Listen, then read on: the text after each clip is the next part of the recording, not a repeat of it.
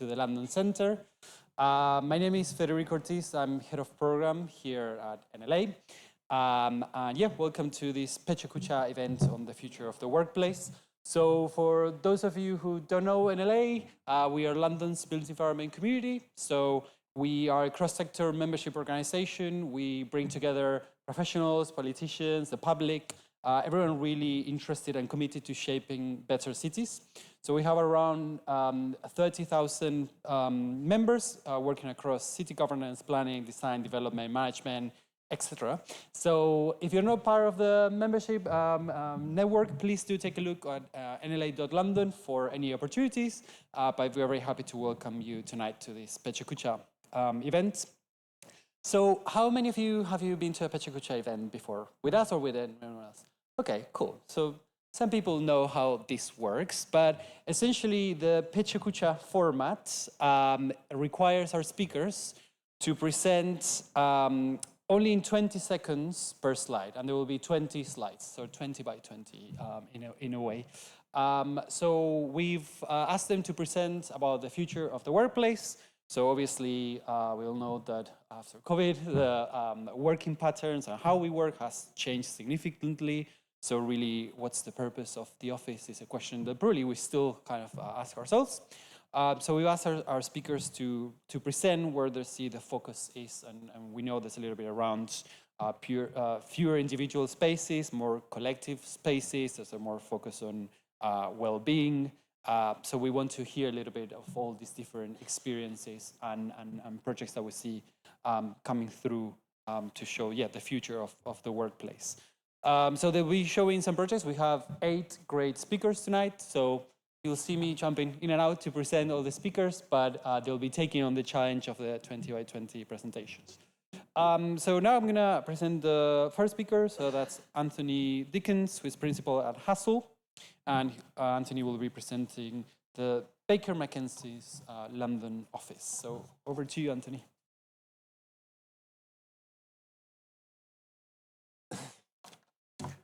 All right, let's hit it. Okay, so this is this is where we started for Baker McKenzie, typical law office, lawyers hiding behind walls, support staff that don't earn any fees in the darkness, and this real disparity. We started the project in 2019, so very much at the start of COVID. And the big question for them is, well, what's the future and why would we do this project? They had reached a lease end and also started to consider what did their brand mean, what was their proposition for the people. And it was that perfect moment where projects come together with some thinking to create a new way of working for their business.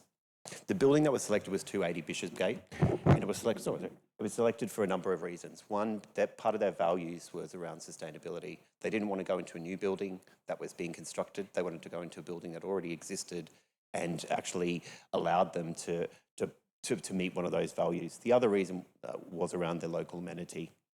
The big thing that we did was really craft a vision. Why move, and what are we trying to do here? So there were 2 really key principles. One was around this whole collective experience, the experience of people in the business, trying to deal with that equitable approach to law that doesn't typically exist in a law firm. The other thing was this sense of boldness. And boldness for Baker McKenzie was more around how their people worked and what their brand meant to them. We did probably 3 months of briefing, which was pretty significant, all in COVID, all over the phone. And no surprises, they spent a lot of time focusing, but not much more than anyone else. They still collaborate, but it's more like a baton race. We had a couple of drivers, 6 in total, and I'll read a couple off. They wanted to really celebrate who they were and what they stand for. They wanted to look beyond what law is now. The other thing, they wanted it to be bold and effortless. Sorry, I have to read it, it's been a few years. And where they can be the best self. The other thing was operationally excellent.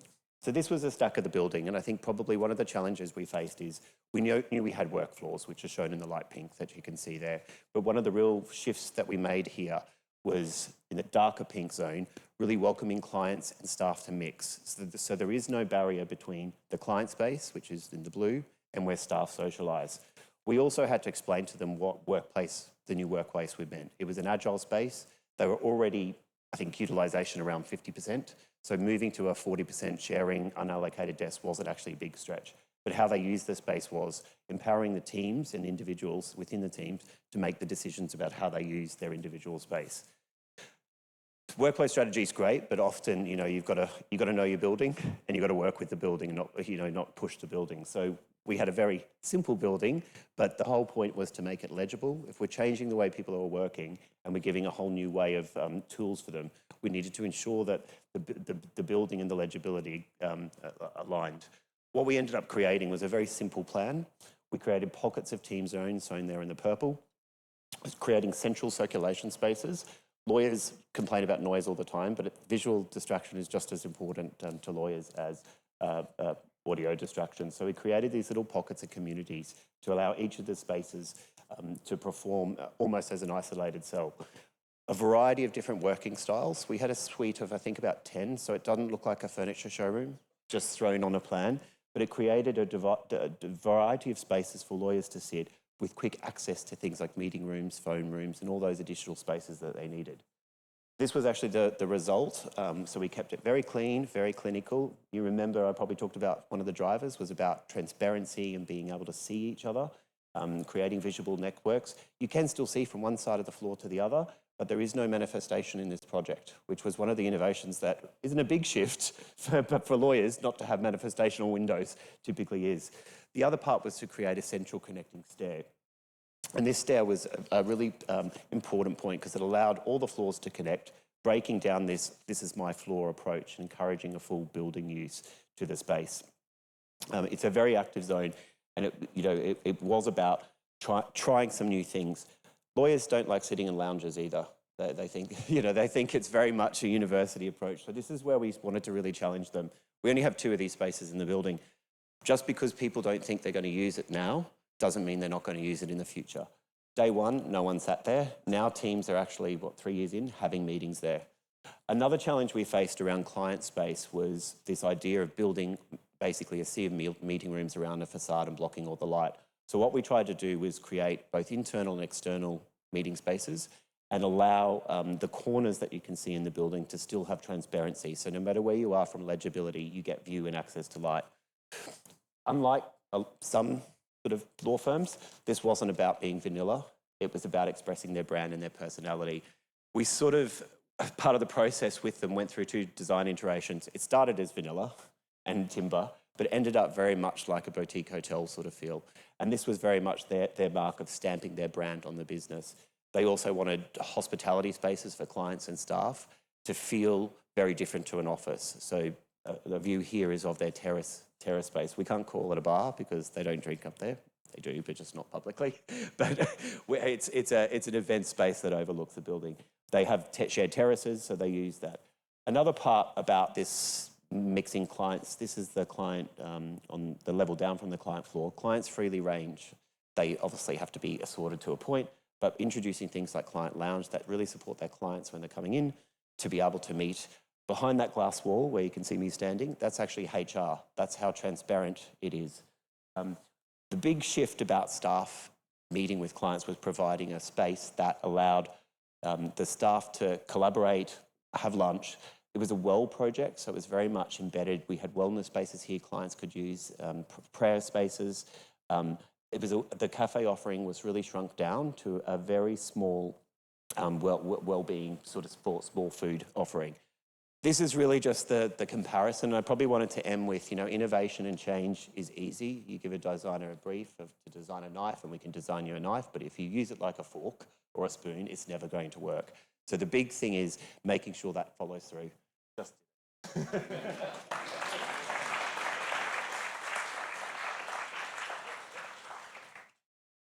Thanks so much, Anthony. That was a really great presentation. It's really good to see how you work with your clients to make the office work for them. So thanks so much. And next, actually, we have one of the winners of the NLA Awards last year. So a little NLA plug. You have 1 week to go for to submit your projects for the NLA Awards. So until next Friday. So now I'm really delighted to introduce Jan Cabanas, structural engineer at Elliott Wood, who will be presenting their approach to the design of Grain House. Hello. Okay, let's start. All right, so the Grain House is an award-winning retrofit project which was completed in 2023. So we were the structural engineers, the architects were Bargazitas, and the client was Heinz. So the project provides 91,000 square feet of offices, retail, and roof terraces in the heart of the Covent Garden Conservation Area. So in terms of the site, it's at the crossroads of Drury Lane and Dryden Street, and it's an island site. And this location demanded that had to be a conservation-led scheme which preserved the character of all the existing buildings on the site. So touching a bit about the existing buildings, there are currently 4 buildings on the site when we started the project, all constructed between the 18th and the 19th centuries, and they all had quite industrial uses, including a chapel, a printing press, and also a grain merchant, which is why the project is called the Grain House. And delving a bit more into it, so we have 26 to 29 Drury Lane on the left, which is steel frame with filler joist floors, cast iron columns, and a masonry exterior. You've got 12 Dryden Streets, timber joists, wrought iron beams, and also load-bearing masonry walls. Next page. Okay, you've got 26 to 29 Drury Lane, no, 30 to 35 Drury Lane, also timber joists, cast iron beams and columns, and 6 to 10 Dryden Streets, timber joists, and load-bearing masonry. So as you can see, all the 4 buildings are quite similar, but they also had quite different materiality and different ages. And in order to unify these buildings, it was quite difficult. So at the beginning, we had to complete a number of inspections, mainly to understand the structural condition of each of the buildings. So from this, we could create a strategy on what the proposals could look like. So in terms of how much we can retain and what we can do with the site. And then during the project, we also completed a number of opening up works and surveys in order to really understand what the buildings were. So we did ground investigations, site investigations, masonry surveys, timber surveys, all sorts of surveys to really make sure that we knew what we were dealing with. So in terms of the proposals, we decided to split the building into 5 different zones and tying them together with a central core and an atrium. And then we added 2 stories above this. And we also demolished 12 Dryden Street, which is in purple, as the floor plate didn't really work with a modern workspace, but we also did a facade retention for this. So the challenge was, how do we unify these buildings and really try to deal with them independently as individual buildings from a structural perspective, but architecturally we wanted to open up the spaces and create a sort of open plan space where you can lease a whole floor for one client. So we had to go back. So we had to really try to understand the building from a structural perspective. So it was more of a forensic engineering exercise, really, where we were measuring beams and columns and making sure that all the loads were going where we wanted them to go. And then a key thing was also trying to modernize the building for modern standards, which meant dealing with disproportionate collapse. And the way we did this was we introduced a ring beam around the 3rd and 4th floors, which was supported on the existing structure. And this created a strong floor for which justified the disproportionate collapse. So if the building's if the extension, I'll go next page.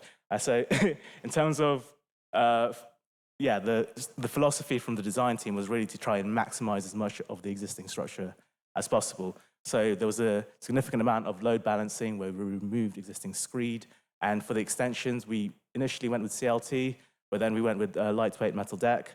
And this was really to try and minimize the amount of strengthening works that we were doing to the structure. So we were only bolting steel where we needed it to be bolted to, and underpinning pad foundations where we needed to underpin. So this not only reduced the amount of material we were adding to the project, but also reduced the embodied carbon. So this retrofit philosophy was really more of a creative effort to try and retain as much as possible.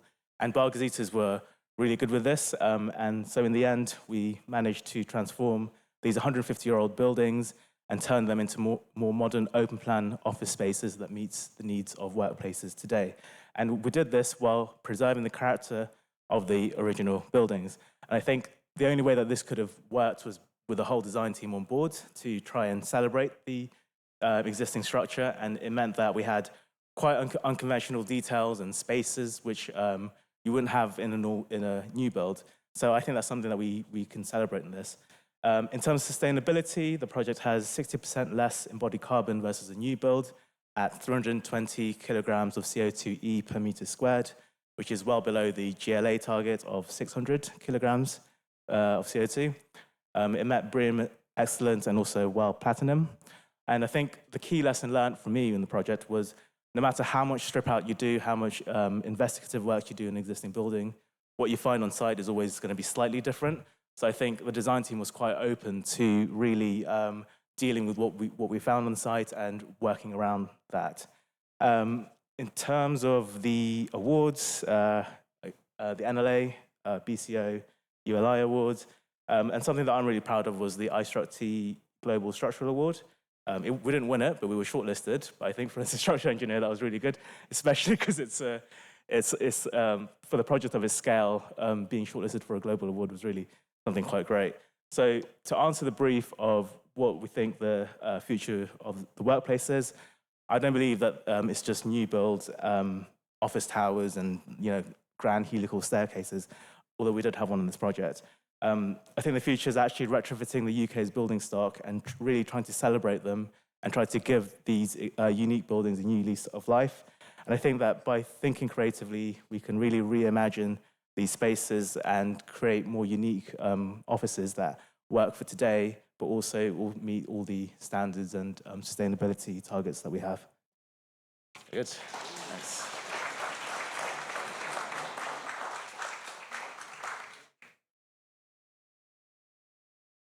Thank you very much, Jan. Yeah, it's amazing the complexity of the project, how you stitch together all these different buildings. So yeah, thanks for your presentation. So now I would like to introduce Anna Suomi, who is an associate director at Hills Moran, and they will present the Living Lab, the collaborative approach to designing their own office, actually.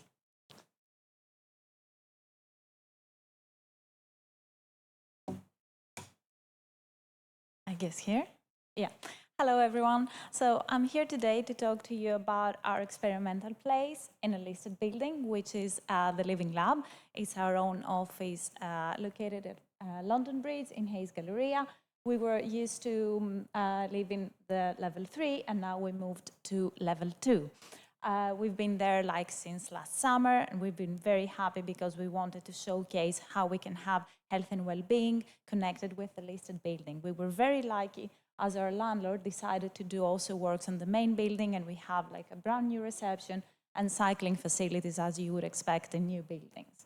The most important for us and our ethos is around the 3P, as you can see from our old reception, which is people, places, planet.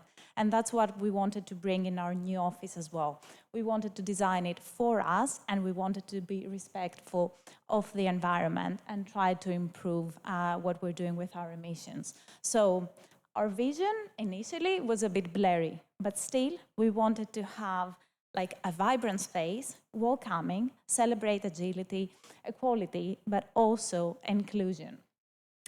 We wanted to start curating a space for us and by us.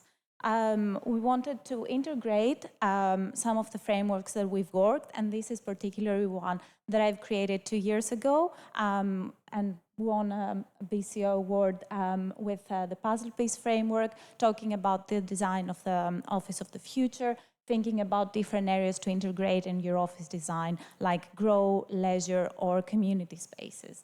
What we've done was that we worked with Gensler, our architects, in order to create the layout of the space. We had a dedicated group from our own people in the office trying to figure out what we wanted to do.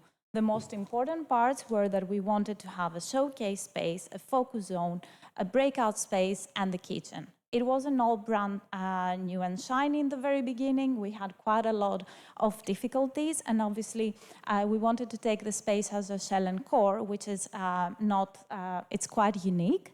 And we had quite a lot of contractual difficulties on that to face, as well as all the engineering part, where we're coming from like an existing building, and our MEP team had quite a lot of challenges working with existing systems, main plant, and trying to actually improve the servicing strategy. But I think the result was quite great. This is our new reception. It's a space where it's actually welcoming. It's open, it's vibrant. It's an area of like showcase and exhibition space where we can celebrate our projects and also be able to welcome people. The next area was the quiet zone that we wanted to have.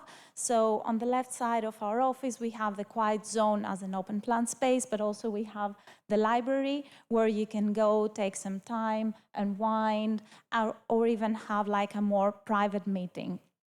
And then we have the oasis. It's on the other side of like the main corridor, where you can actually have no technology in there, just literally have your time and celebrate biophilia again.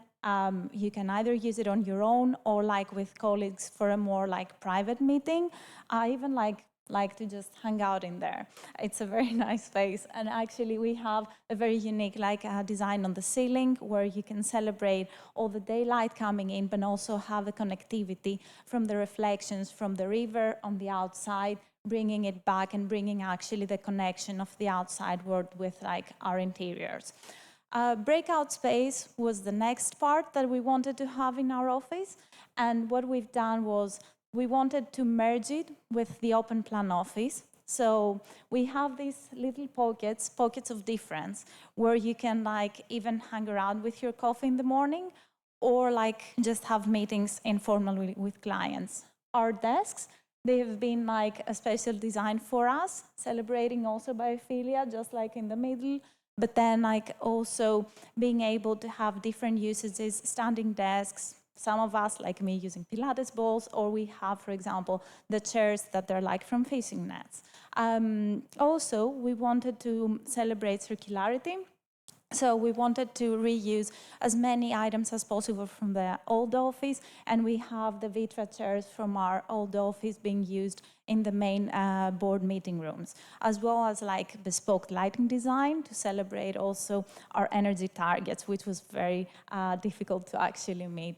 Lastly, we have our kitchen, which is a space where we wanted to have the best views. So we celebrate the connection between us and being able to have the best, like the prominent area in the office, where we can take a break, but we can also try different things. In this particular area, we have some like fan coil units that haven't been tested anywhere before, and we had the opportunity to test them here.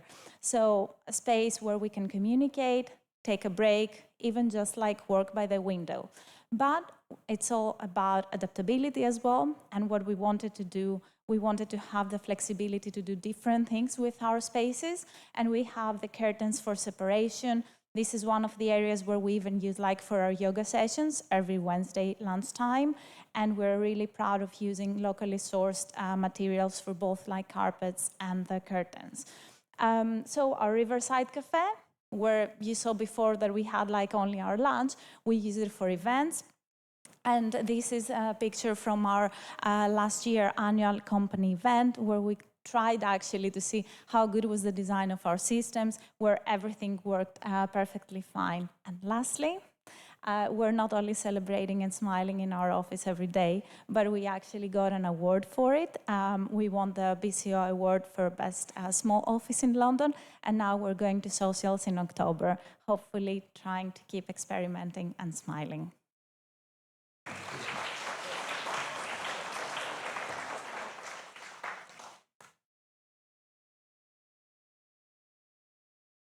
Thank you, Anna. That was great. And I have some breaking news. So Hilton Moran will be hosting our Next Gen networking on the 3rd of June. So if you want to go and see the building, please join us in June at their office. Now I'd like to welcome Sina Blemsefer, architect at Ben Adam Architects, who will present their design approach to Henry Wood House.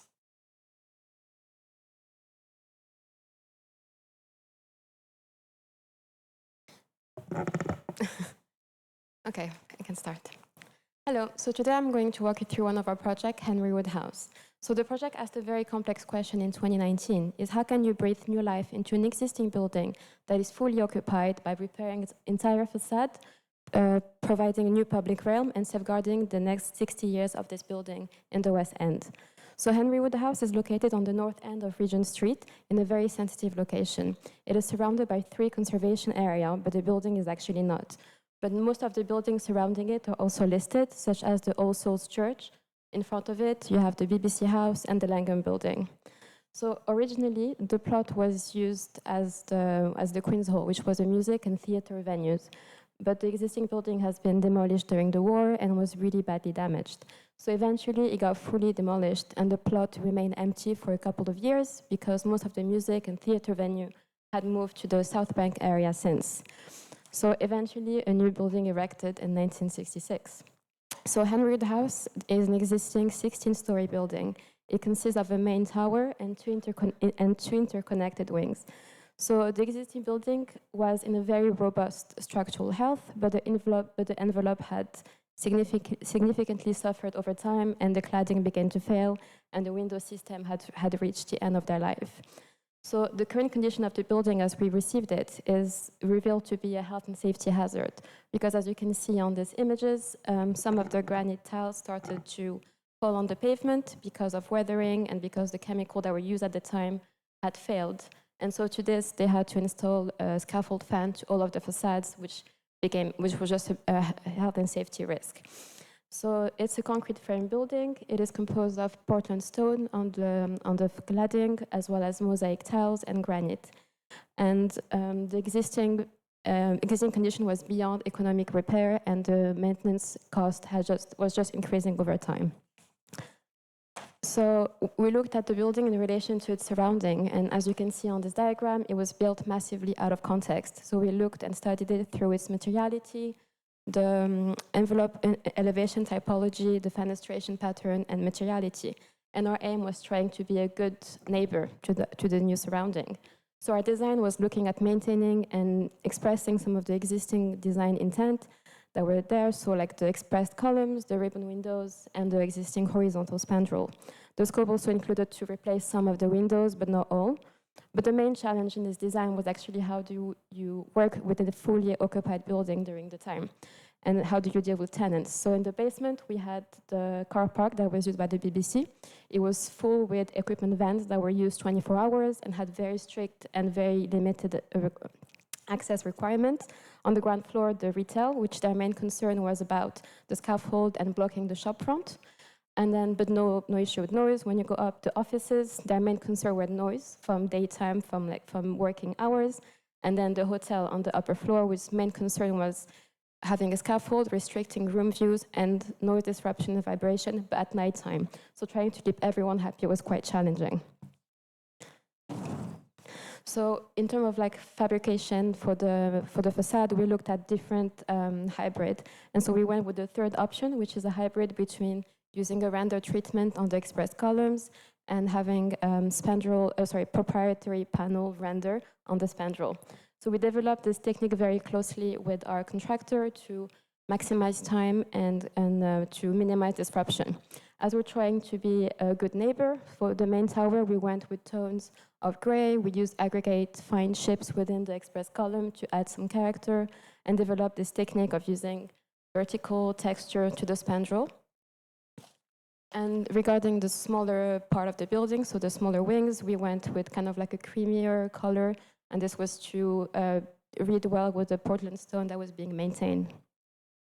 And we also added some bronze reveal and black capping to unify the reading between the old and the new windows, which is hard to see the difference.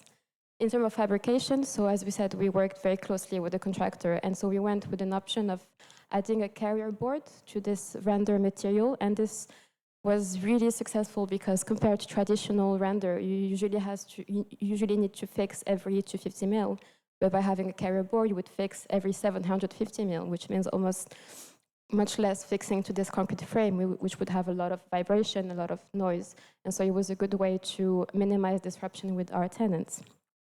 We also made different testing in different areas of the building to work with color and with tone. So at this time, this technique was quite rare and not really used, so a lot of training was involved. And one lesson learned from working with render is that depending on where the scaffold is located, the way you would do the vertical movement is much easier if it's at eye level than if it's on the lower portion because the body is challenged. So ideally, you would set up the scaffold where the portions are, but with the building being fully occupied, the sequencing of the scaffolding was a really crucial element to keep all the tenants happy.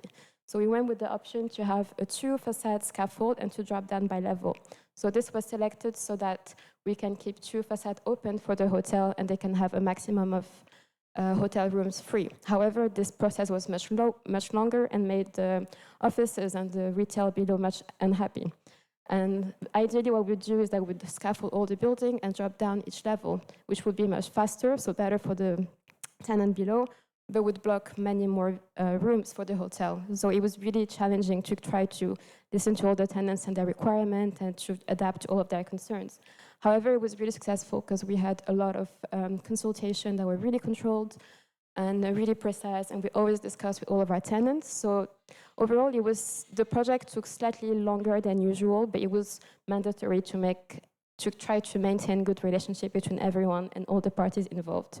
And so eventually the project was completed in time and on budget, and it's a good example of how great communication and clear communication as well with all the parties that were being involved, it was crucial. And so eventually the building life has been extended for another 60 years without emptying the premise and using technical challenges along the way. Thank you.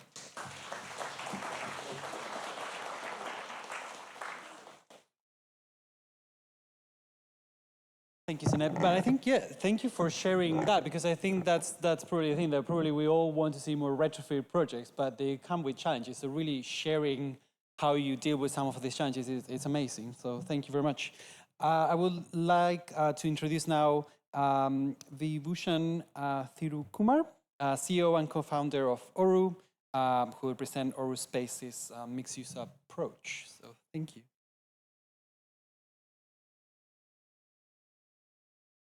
Hello, everyone. This is my first PechaKucha. Cool. Has anyone heard of Oru before, by any chance? One. Great. Okay, cool. Okay, so Oru has closely worked with 2 architectural practices, Samuel Chisholm Studios and Takeru Shimazaki. We are now working with Hassel Architects as well. Oru comes from a Tamil word which means oneness, and we are impact-led. So we've been operating for 5 years now, and we turn over roughly £5 million a year. Our first site was in Dulwich. It's an NHS old mental health assessment centre. It's 5,000 square feet and turns over £2 million a year and is on Lordship Lane in East Dulwich, if anyone's ever around there. And Dulwich now has got a 50-person restaurant. It's got 2 yoga studios, 150-person co-working space with 14 private offices. And it's got a lounge and a rooftop and attracts about 1,000 people a day. So we're really proud of this site. It's really well established and is the heart of the Dulwich community. So our next project, Site 2, was in Sutton. It's an ex-BHS store and it's been vacant for over 10 years. And Sutton Council wanted to bring this back into action as part of their High Street Regeneration Programme. And it's very much the first piece of that scheme. So it also came with £6 million of grant funding, and we worked with both practices on this one.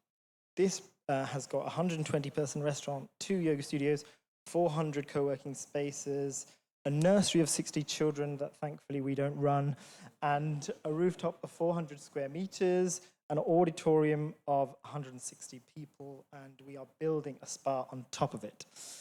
So the model is to use dilapidated buildings owned by councils, take out long leases, receive grants for refurbishment, design the buildings, act as the main contractor. This allows us to save quite a lot of expenditure, but also to build really uniquely and build into this mixed-use thing that is really hard to describe to builders. So we do it ourselves. And the mixed use is really key to stress that it's not about relying on the other products to service one another. It's about having standalone products that can stand Like, for example, trying to drink good coffee in a hotel is very difficult. So we're trying to make sure that the restaurant stands up by itself, as does the studios, as does all the other spaces. And this creates something really interesting because people decide to partake in things that they haven't done before. So we really love it. Hospitality is at the heart of what we do. It actually attracts the majority of our footfall. Behind. Right, so co-working is about, we're really trying to create environments that people want to go to work in, and something that's quite proud of its blemishes, and it's like pays homage to the original use of the building as well. And yeah, we're trying to do that in a very environmentally friendly way. Wellness is a really rapidly expanding industry. It's really essential for us to give people more time back to themselves and make people the best version of themselves. We try and make this as easy as possible. Can you do a class and turn up back at your desk within 60 seconds? Those are the kinds of goals we're trying to reach here. This is our nursery space. We thankfully found an operator that bought into our design principles and sustainability principles. And fortunately, we just managed to refurbish the parts that the kids couldn't reach. And therefore, we've ended up with this like really unique feeling inside the nursery that we really love. Now, this is another picture of Dulwich. What we're trying to do is bring the high street inside the building. What we're trying to do is about 50% of the building serves the public. It's only the co-working space that you need a membership to actually use. So it builds a really vibrant community, and there's quite a high level of footfall inside and out. So designing diversity, the mixed use and the chaos is what we love. And it's a result of me and my co-founder being led by our hearts and interests. And it's an expression of ourselves rather than and now it's an expression of a group of individuals. Individuality at no point have customers been segmented, designed for a demographic, or treated like a number. This is a picture of Watch House, but like this is a place you come to feel like you have to behave in a certain way. Are you cool enough? Are you wearing the right clothes? Do you belong here? And maybe Cafe Nero is a good example of you feeling quite anonymous in. Oru, generally when you turn up in Oru, you're thinking, what is this place? Like, you know, what's going on here? What is it trying to be? But the answer is to be yourself, because it's non-conventional. So the mixed-use multiplicative effect, I think, you know, I've seen it in other countries used really widely. So really good examples in Mexico, India, and Sri Lanka, I've noticed. And in the UK, I think we're behind the curve on the mixed-use thing. I haven't quite figured out why that is, but yeah, still working on that. But it works really well for us. So in terms of closing the loop, we have a community garden that all parts of Oru partakes in. This has got a 60-person yoga deck. It's got a rooftop bar. It's got a DJ every Saturday night that starts this weekend. And we've also got chickens. So the chickens, I don't know if anyone knows, they help compost really quickly, eat all the food scraps, lay eggs that we can use in the restaurant. So it's just the most amazing thing to have people partake in that. So we are also building a spa that we're designing with Hassel Architects, which is meant to be done with zero virgin materials. We've got planning permission on that. And it's also been awarded a £1 million grant. So we're really excited to start building that really soon. And this is to go on top of the Sutton project. So yeah, that should be great as long as we keep everyone happy underneath us. And then the third Oru is going to be in Spain. It's actually going to be a retreat center. We've actually hosted 9 retreats across the world.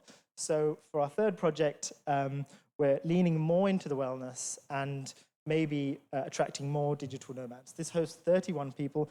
It's across 81 acres of land. So it comes with a huge opportunity to do more of what we do at a greater scale. So we're really excited about this project. Oh, thank you.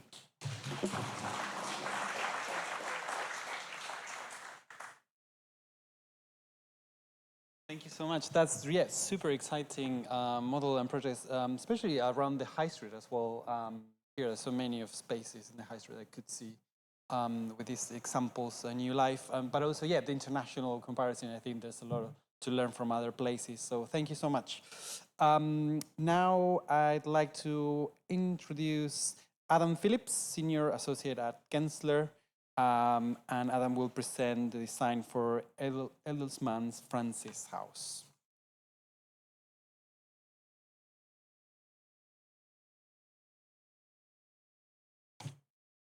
Right, let's go.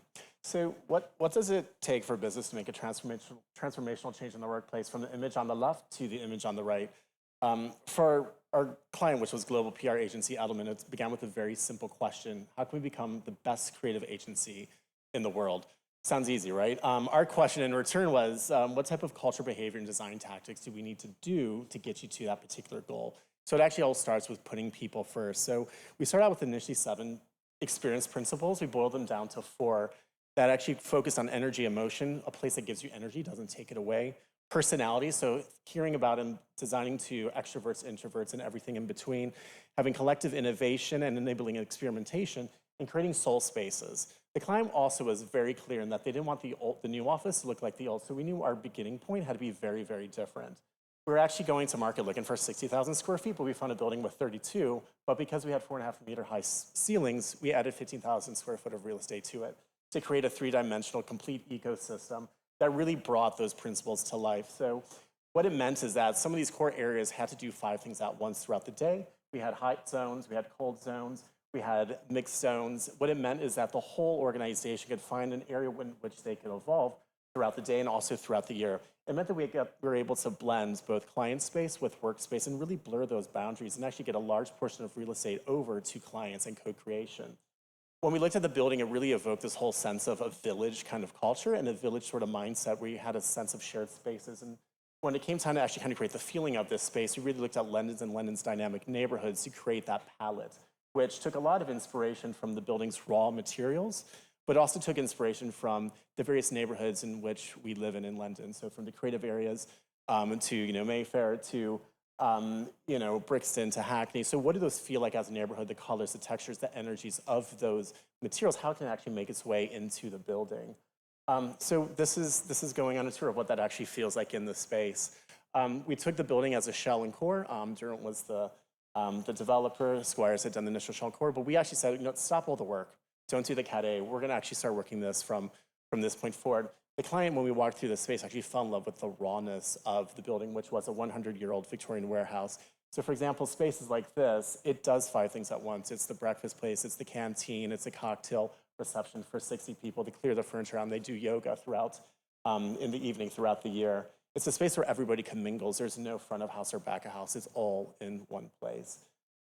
This was a before picture on the first floor above, and again, the kind of raw nature of the building kind of had this almost archaeological sense that we all absolutely fell in love with. We actually said, well, let's not do plasterboard unless we need to.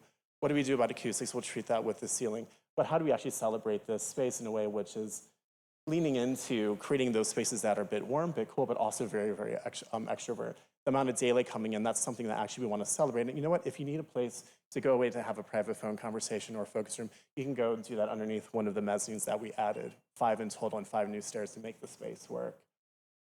We also, looking at the whole kind of the furniture, because we were able to save a good amount of budget, it meant that we were able to create spaces like this, which were on stage and off stage. They're spaces where they can actually have town halls, they can close the curtain and actually do a whole pitch and then unveil it with the content and the digital media that they create. It means that this space actually has 5 distinctive uses, from accommodating 20 people to 120 for a standing gathering. The client areas, as mentioned, we wanted to kind of pull back this idea of being completely formal and really celebrating the nuance within the building, but then also the kind of the informal nuances of the types of meetings they want, very relaxed settings that actually kind of, it removes that nervousness when clients come in before you make a pitch. The furniture was also a really, really strong aspect. We reused 15% of the existing furniture. Some of the vintage pieces we wanted actually spoke to the heritage of the brand. This, again, is one of the images of the client areas. Over on the level 1 space, as mentioned, almost 20% of the total real estate was handed over and used for co-creation with clients. So in the total building, that's an exorbitant amount of space. For a law firm, to look at the overall plan, that'd be crazy. But this is the client lounge where they do dining, they do co-creation. When the space opened, they turned it into total dining room. So I think the last statistic was about 20% of the Edelman employees, they had Soho House memberships. They've canceled them because they can do that here, because it speaks authentically to the brand and specifically to Edelman London. This place kind of really captures the village aspect of where they all work. Again, we went through the building literally saying, preserve this, don't cover that, because the building itself really spoke to the true nature of this really great building that they're hugging the new with and actually creating these bits of nuance and serendipity as you move throughout the space. And again, biophilic elements of, being above and below really kind of come to life. And again, the fact that there is completely unassigned seating, complete hybrid working.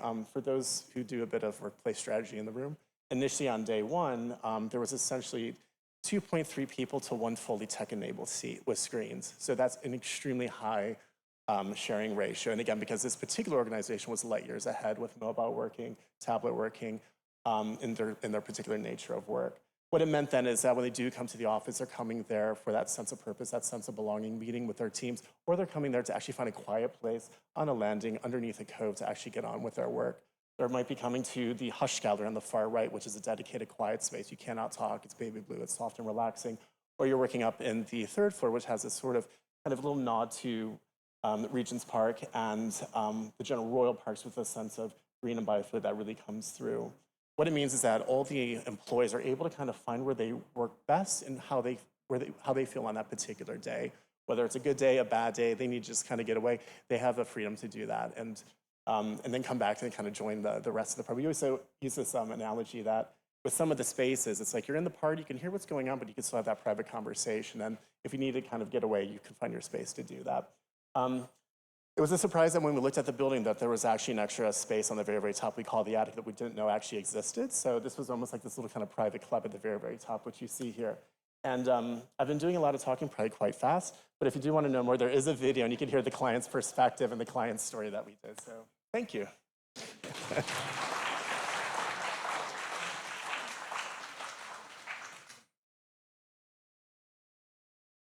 That was really great. There was a lot to unpack there. So I would now like to introduce Sarah Isakidis, co-CEO of Impact Hub, to present the community-led spaces in Houston.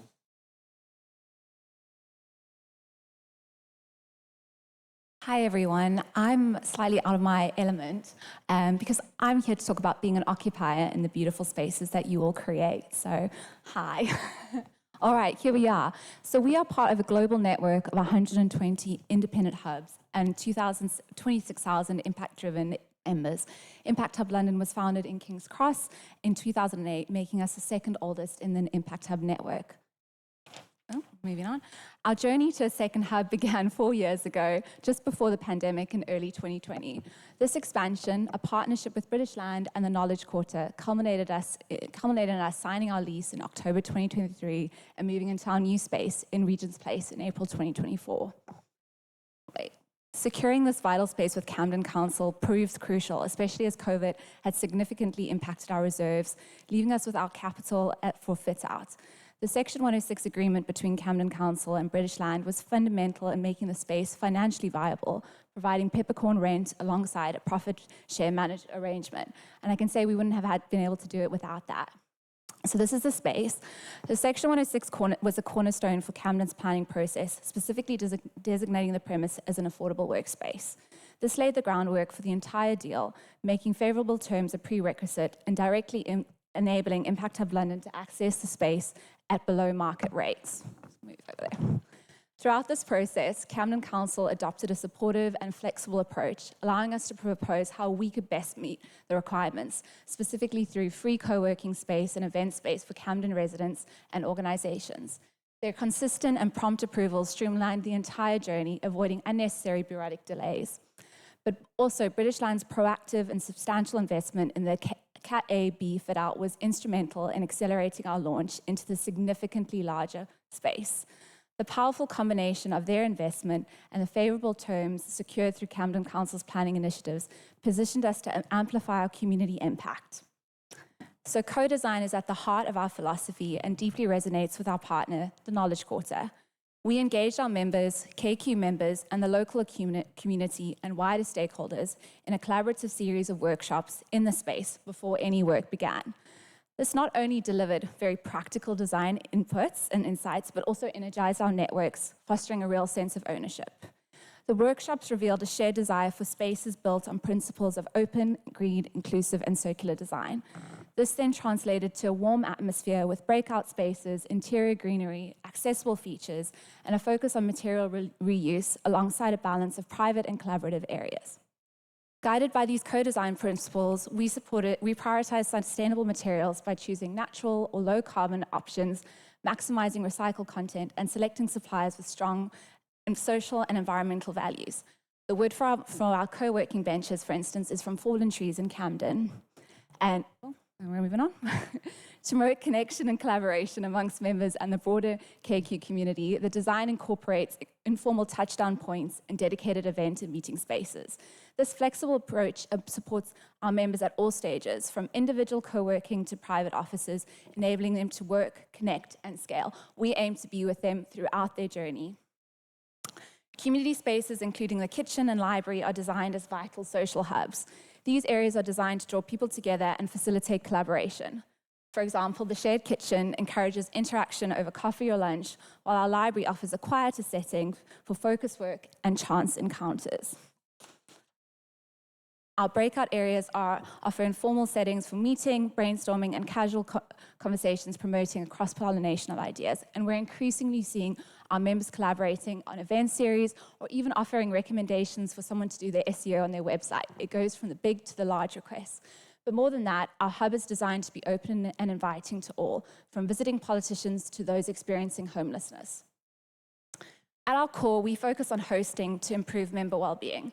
We believe that a strong community is built on shared experiences and meeting each other's needs. Our team actively promotes interaction, helps members organize their own events, and create connections that benefit everyone. Oh, it's going fast. The spirit of connection and collaboration is also key to our external partnerships. By bringing together our vibrant community of entrepreneurs together with KQ's renowned institutions in a reciprocal exchange, we're seeing a powerful synergy that's being brought. Our hub injects fresh ideas and energy, while our members gain invaluable access to networks. Oh my God. This is an example of our community work. We offer, on Mondays, our event space for free to community organizations so that we can meet them where their needs are most met. So far, we've hosted 20 organizations, and we plan on hosting many more in our space. Beyond providing free event space for Camden organizations, we prioritize community input in our program development. For instance, engaging with over 50 individuals from 20 local groups like Healthwatch Camden revealed mental health as a significant concern in our community. As a direct result, one of our upcoming programs will focus on social entrepreneurs working in mental health prevention. In line with our Section 106 agreement and our commitment to inclusion, we dedicate half our co-working memberships to Camden residents through free or discounted access. Eligible individuals can receive 6 months free co-working space, followed by 6 months at 50% off, giving priority to those who are making a local impact and individuals from diverse backgrounds. This dedication to inclusive access directly contributes to the vibrancy and diversity of our community, which unites those purpose-driven entrepreneurs. We know that 70% of our members report feeling deeply connected to the Impact Hub London community, and we see that as a direct way of combating entrepreneurial alienation. Our hub also boosts the local economy and well-being through creating local jobs. We've hired 1 full-time member of staff and 7 part-time event staff.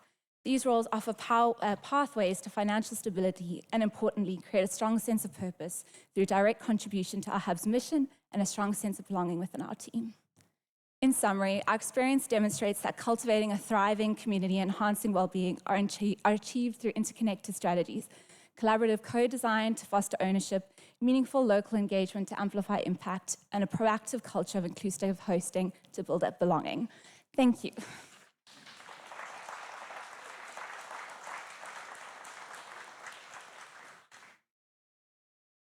Thank you so much, Sarah. That was great. Yeah, when you said affordable workspace, I was like, yes, perfect, because it's definitely about part of the mix.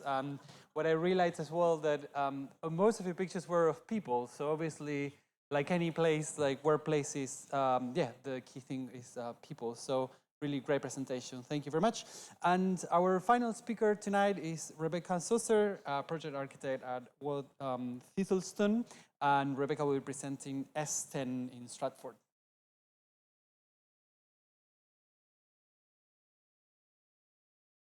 Okay, yeah, thank you. Nice to be here today. Thank you for inviting me. So this is an aerial view of Stratford in East London, and this is just to give an introduction because I think the premise to S10 is really that in the wake of kind of the Olympic Games, Stratford's trying to be sort of establishing itself as a kind of heart of East London, and there's a huge drive to move this sort of shift innovation district, and that's the context really for this project, is that this area is not somewhere, it's not central London where we're getting these automatic rents and this automatic demand for this building. So the client had really high ambitions, both in terms of sustainability and wellness, but also in terms of efficiency and what they were trying to achieve.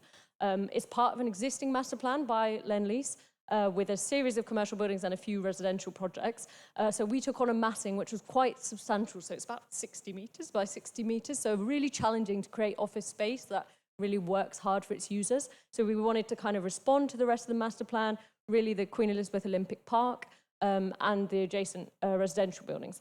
So our proposal was for an engineered timber building, but as I said, because the scale of this project and the sort of net gross efficiency that they were trying to achieve, we ended up with a hybrid approach. So the building form is this kind of tripartite massing with a central concrete core and then two wings of timber used in composite with steel. And really that's in order to drive use of this material where you're getting the best embodied carbon saving, so your floor has the most area and the best opportunity to save embodied carbon. But then through steel, we were able to generate these really big open floor plates, making the space work really, really hard for the clients, but making it feel generous and open. The core was really critical to how the building kind of works for different kind of users. It's sort of got like a mirrored form, which meant it could be sort of flexible whilst keeping the floor plates open, a lot of porosity between the two. We had kind of bookend cores, stairs, so that they would be visible and activate the facade, encourage their use where possible, but also make our fire escapes really efficient. And through having kind of a through configuration of the lifts and also the toilets, we were able to get a floor plate layout that you could have 4 tenants per floor without needing to add additional corridors. Also, by having our lifts in the middle, we were able to have a layout at ground floor where we could have both the main building entrance and a secondary entrance. And the idea with that was to tie into this innovation district, so they really wanted to try and attract education uses and life science uses that are being brought to the area because of things like UCL, UAL, all moving to the new kind of shift innovation district area. So these are the two entrances of the building. And then I think moving on from there, the ground plane was really critical. So again, making this a really active area focused on kind of well-being and interconnecting with the local community. We had a really confined area where we could have back-of-house facilities, a lot of need for retail, again, to meet the sort of ambitious targets from a cost perspective. And then we had a focus on driving well-being and health. So we had above-ground cycle storage with really aspirational end-of-trip facilities, and then flexible space that could be used for kind of meetings, but also things like yoga, other things that would encourage people also to make use of the facilities in the QEOP as well. Yeah, and then we also worked with LDA Design, our landscape consultant, to then take that through into the kind of public realm. So I think a lot of this existing master plan was quite corporate and quite sterile and didn't really connect into the QEOP. So we wanted to connect that to the residential projects, really look at how we could also use the landscaping to address the wind climate in Stratford, which is quite challenging, and to encourage kind of connection and response from local children and the residential buildings out to the side. So you can see here we integrated a lot of play facilities and different taste, touch, sound routes for local children and people to interact with in the landscape, really drawing people through from, so the residential project in the back is by Alison Brooks, and then this is a key connection through between sort of this new part of the city and the Queen Elizabeth Olympic Park beyond, and then the new kind of cultural institutions of the Shift Innovation District. So another aspect that I wanted to sort of touch upon is just the facade itself. So again, there were really strong sustainability aspirations for this project as a kind of attractor for tenants. So as well as the timber structure, the facade was designed as a responsive facade, but also needed to deal with fire implications of the timber structure itself. So the facade is designed as kind of an array of modules. And whilst we looked at responsiveness in terms of glaze percentage, actually because of the depth of the floor plate, we felt like a really expansive sort of at-desk height glazing was really important, but the consistency of the glazing allowed us to really delve into how the MEP interacted with the facade and we developed kind of a concealed louver detail that allowed a lightness to the facade despite this approach. And then we developed a series of modules from the precast facade system, which could then be arrayed around the perimeter of the building based on the exact solar exposure in different solutions, and then how the precast was finished on the different planes sort of gave a very subtle array of that around the building. And as I mentioned, the Shift Innovation District was about really bringing different opportunities to this building to drive up kind of demand. So throughout the process, we looked at life science and also education uses and how the building could be flexible. So that bay-by-bay servicing that we looked at integrating into the facade meant that we could have localized uplift of the ventilation system and then also the vibration to deal with the needs of different life science tenants. And the idea was to do this without having to fully make the decision early on. So our grid and our structural system allowed for the introduction of additional elements which could uplift the performance. So here is some analysis by Arup looking at how we could integrate tie rods to kind of mobilize the floors above and below to reduce the vibration.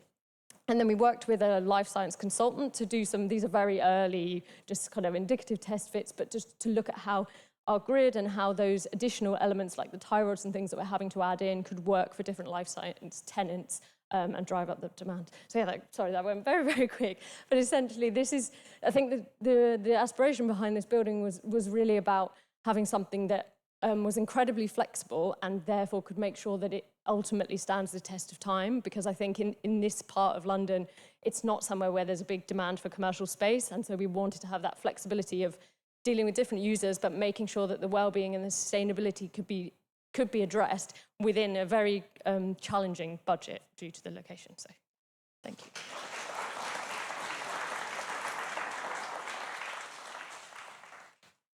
Thank you so much, Rebecca. Yeah, it's really great to see such a progressive approach to a completely new building when we now get the luxury to build completely new buildings.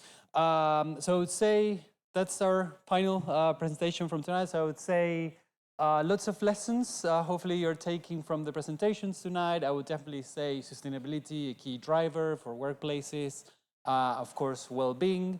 But I personally think it's quite exciting to see all the retrofit projects that we're seeing and adaptive reuse, and that's something that we're very keen to continue exploring. So in July, we'll be launching a report and an exhibition here as well on adaptive reuse. So yeah, keep an eye on that. And then on the workplace, we're hosting a workplace summit where we're going to go deeper into some of these topics in September. So yeah, please do take a look at nla.london to hear more about our upcoming events.